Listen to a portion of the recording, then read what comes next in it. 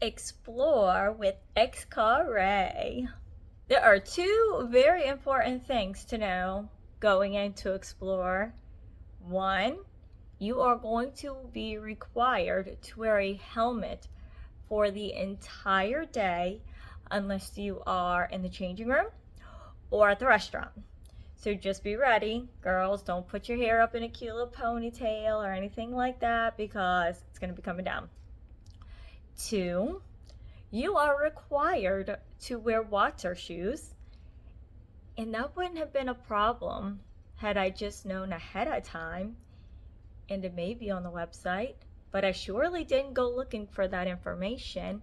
We all wore flip-flops to all of the parks because that's what we're more comfortable in. But when we arrived at Explore, the guy told us, you have to buy water shoes if you don't have them. So we're like, okay, no big deal. When we checked out, we learned that said water shoes were about $50 a piece. So I wish I would have known because we had water shoes at home. I could have bought cheaper water shoes on Amazon. There are lots of reasons why I wish I would have known, but we were like, forget it. We're here. I'm going to Explore. So we bought it, we caved, and I'm sure they do that on purpose. So there are lots of people like us that get suckered into buying these expensive water shoes that are mediocre at best. I'm just being honest. After we got our water shoes, we headed up to the lockers, and from visiting the other parks at Xcaret, we learned that a lot of the lockers are small. So we broke up. Instead of going up to this counter to get a locker key into two groups. He took one of the boys and I took the other, and we requested two lockers.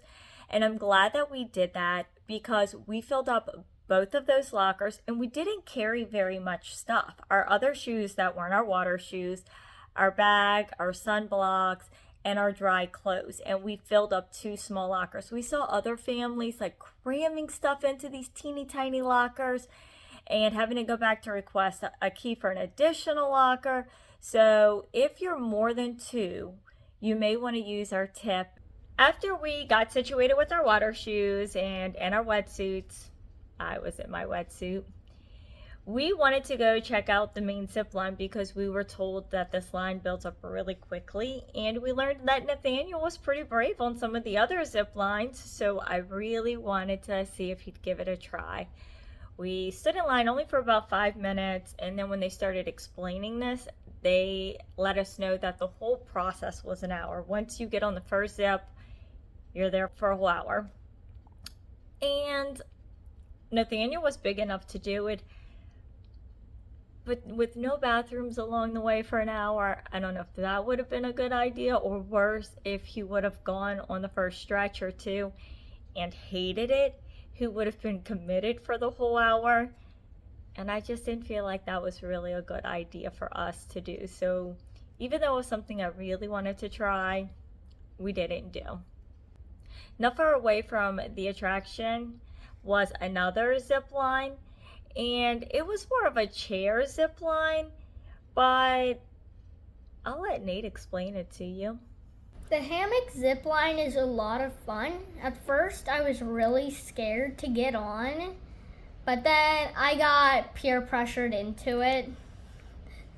The line's pretty long, and the hammocks are pretty heavy, but not heavy enough to where grown-ups can't carry two at once. And once you're on, it's a lot of fun, and there's lifeguards at every end of the hammock zip line. So don't worry if your kid falls off early. It's fine. They can swim. As long as they can swim, it'll be fine. Anyways, it's two ways. You go to one area and then you go back and then you exit, and that's it. One of the disappointments of Explore was that they advertised, not really advertised, but on their signs they showed the directions to a bigger water slide.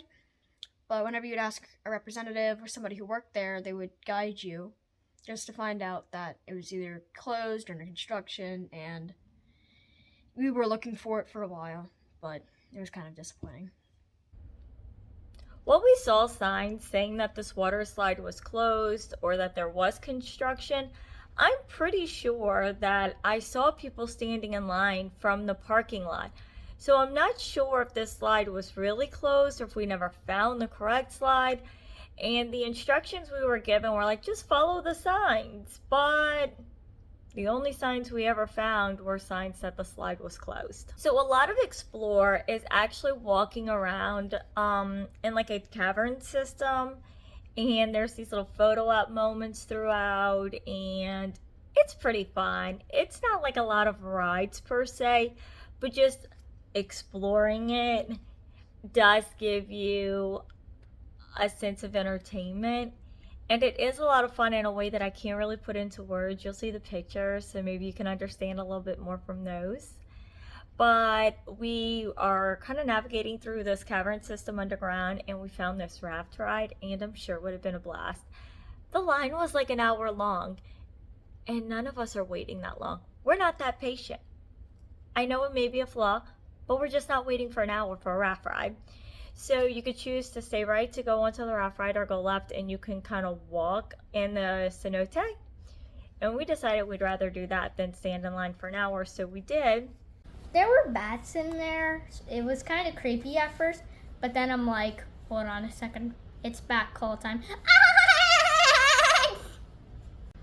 And then we realized there were, in some parts, 40 bats or over just sleeping. Like, they were up top, curled up, and once in a while they would like open up and then they would just close again. Kind of like clams. The water's cold. I keep saying this in every video, guys, but it's true. So it's the ocean water, and then it's underground, not in sunlight. It is cold.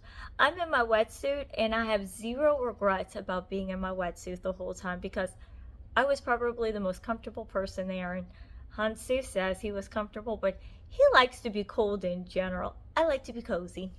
So walking through these cenotes, though, was the first time that I actually thoroughly appreciated these water shoes, because you're slipping around a little bit, your toes are banging on rocks, and in that moment, that $50 on my feet felt worth every single penny.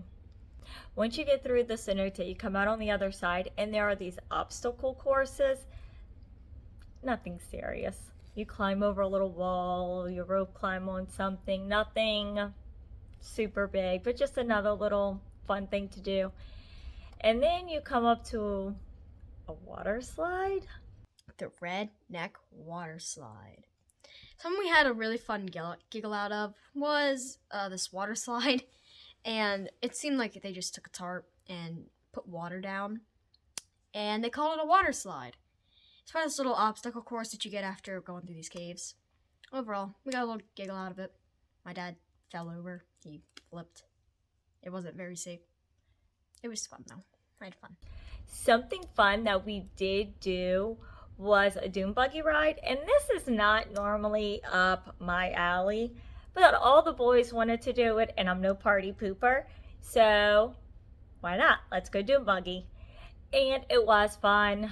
Hansu drove, and I'm so happy that he did, because the roads were a little wonky. I guess it's what you would assume them to be for a Dune buggy ride, so I'm just glad that he did take the lead on that. And we had so much fun. It was different. You could smell gas a little bit, but honestly, it was fun. This was the first time that I thoroughly appreciated my helmet. While the boys had banged their heads in the cavern system throughout the trip, I was in the backseat of the Dune buggy, enjoying the ride, looking around, no care in the world, and Hansu hit a bump. No joke. I flew up out of the seat and hit the metal bar that was like 8 inches above my head, and probably the only reason I didn't go higher was because my seatbelt and my head collided with that bar, and there was a lot of impact on my neck, but not like truly hurt, but it just, I felt it. I was so happy for that helmet in that moment and just wish my seatbelt had been a little bit tighter. But the boys really did enjoy the Dune buggy ride. Explor does have a restaurant like many of the other parks do, and this was the biggest restaurant by far and probably the tastiest. It was all Mexican inspired food like many of the other parks, but it was really yummy and they had a great variety and plenty of seating. Explore was a lot of walking and just looking and exploring with your eyes more than getting an adrenaline rush.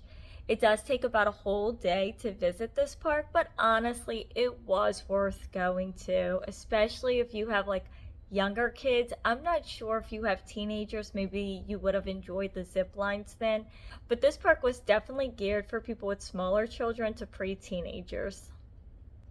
Thank you for watching, and as always, please like and subscribe.